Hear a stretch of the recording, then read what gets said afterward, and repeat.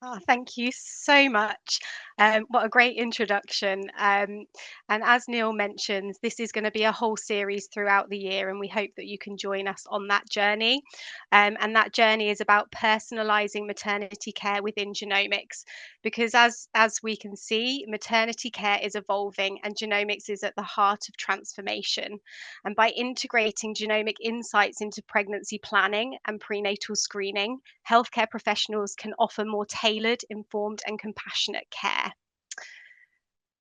So, with that, in this presentation, we'll explore how midwives can support early detection and referral through examples of non invasive prenatal testing, NIPT, and non invasive prenatal diagnosis, NIPD. Currently, fetal medicine midwives, supported by consultants and clinical genetic teams, lead in discussions with women and partners about genetic conditions and further testing options. And these can streamline referral pathways, offering earlier opportunities to explore choices and next steps. So just imagine the impact on care if we could open up these conversations even earlier, empowering all midwives with genomic knowledge from the booking appointment, because that could significantly enhance early detection and support, improving outcomes for the expectant mother. And their families. And when we talk about detection here, we're not talking about detecting a specific condition necessarily. It's about thinking about detecting those clinical cues or predispositions.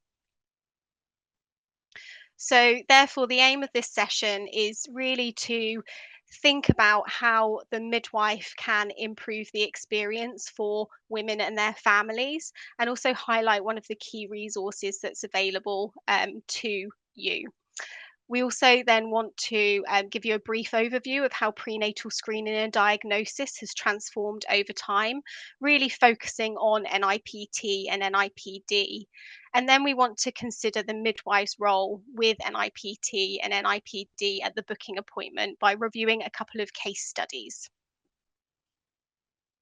So, a key component of advancing genomic awareness in maternity care is understanding the resources available to midwives and other healthcare professionals.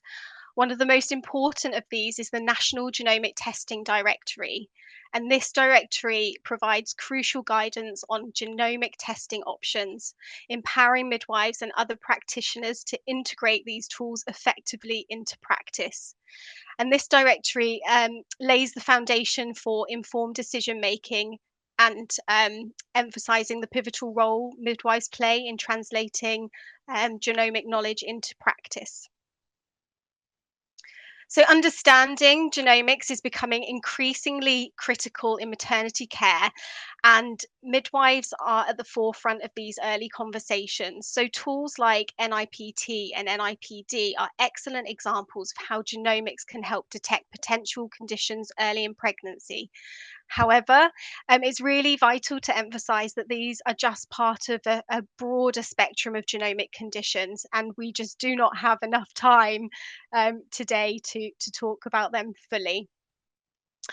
But at the booking appointment, midwives have a unique opportunity to engage parents in discussions about family history, genomic red flags, and share knowledge on available testing options or next steps. By possessing high level knowledge of genomics, midwives can empower and support families to make informed decisions. Having a basic understanding of those key components of genetics ensures timely interventions, appropriate referrals, and improved outcomes. So, while many families are happy and content with living with or experiencing genetic conditions in their families, it's really crucial to consider the positive outcomes of a timely referral to genetic and fetal medicine services. Missed or delayed referrals means the reduced opportunities for those early discussions and interventions, potentially limiting the woman's ability to make informed decisions about her pregnancy. And this can lead to feelings of guilt, blame, regret, what ifs, and then furthermore, feelings of anxiety and stress. Early detection and intervention can significantly reduce those worries, providing reassurance and clarity for the future. And this emotional support can positively impact on mental health and overall well-being. Delays to the referral can also result in financial strain, such as loss of income due to the need to attend appointments and treatments. And also, thinking about potential late interventions often require more intensive and prolonged care. Lastly, choices influenced by religious or cultural beliefs may no longer be available or risk isolation from those support networks. And detecting genomic conditions early in pregnancy can also significantly impact the wider family. The pressure to inform family members about unexpected diagnosis can strain relationships, causing tension and conflict, leading to disconnect and sometimes the breakdown of relationships. And especially when we're thinking about, disagreement on ongoing management plans for that pregnancy. The diagnosis often necessitates changes to family planning and expectations for the future, which may challenge traditional views on family size and structure. And this can result in the reevaluation of reproductive choices, which can be particularly difficult for families with strong cultural or religious traditions. And providing support and resources helps families navigate these challenges, enabling informed decisions and fostering a supportive environment. Now, we've taken that into consideration. I want to take a step back and look at the bigger picture of genomics, um, and just show you how the times have changed in terms of testing, especially over the last 20 years. So, in the past, invasive tests like amniocentesis and chorion villi sampling, or CVS for short, were the primary methods of diagnostic testing conditions. We can see in the 80s, there was the advance in DNA testing, allowing for more detailed analysis of genetic material. And by the 2000s, improved chromosome testings could detect smaller gene variants, allowing for more accurate results. And now today we have whole genome and whole exome sequencing, which can find rare genetic changes, helping to diagnose conditions that were previously unknown. However, all these tests still require that invasive technique. So that needs that insertion of a needle through the tummy into either that placenta or the fluid around the baby to get a sample. What has been even more exciting is the discovery of cell free placental or fetal DNA and the progression of non invasive prenatal testing. So I'll always say this NIPT, which is a screening test, and non invasive prenatal diagnosis, NIPD diagnosis. In 2013, there was the launch of NIPD into prenatal services in the NHS for specific conditions, and NIPT as an evaluative rollout within the screening programme in 2021. So, unlike other methods, NIPT and NIPD use a maternal blood sample to either provide a likelihood of a specific chromosome condition or a diagnosis of a small number of genetic conditions definitively. And how is this done? So, during pregnancy, the placental cells undergo apoptosis, cell death, and shed, releasing small fragments of DNA into the maternal bloodstream. And so, roughly around 10% of that cell free DNA circulating in the mum's blood is from that placenta. And this cell free DNA becomes detectable as early as 7 weeks in the pregnancy. However, once that baby is born and the placenta is expelled, that cell free DNA is rapidly cleared from the maternal bloodstream, and therefore that does not interfere with future pregnancies.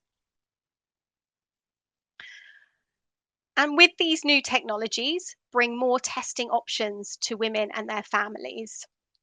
And so I just wanted to go through very briefly some of those opportunities. I just like to highlight I'm not a scientist, so I'm not going to go into too much depth with these.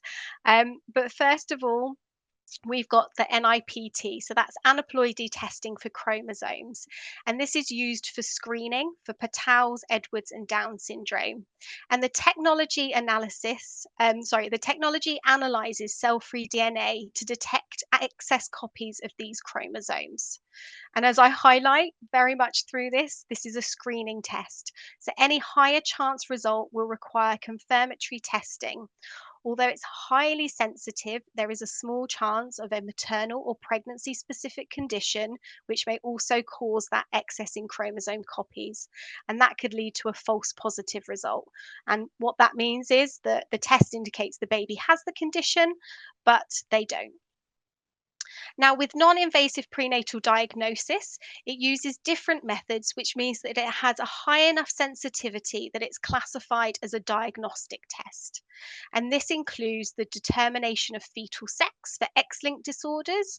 And this is done by assessing the presence or the absence of the Y chromosome.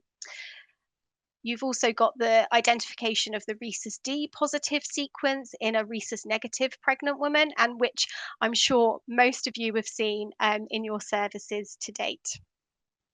And then we've got the identification of single gene disorders, which can be done in several ways to look for a specific gene change related to a particular disorder. And examples of these include cystic fibrosis, spinal muscular atrophy or SMA, and retinoblastoma. And just to note, there are two testing labs for the single gene disorders in England, which is Birmingham and Gosh. And that concludes session 1.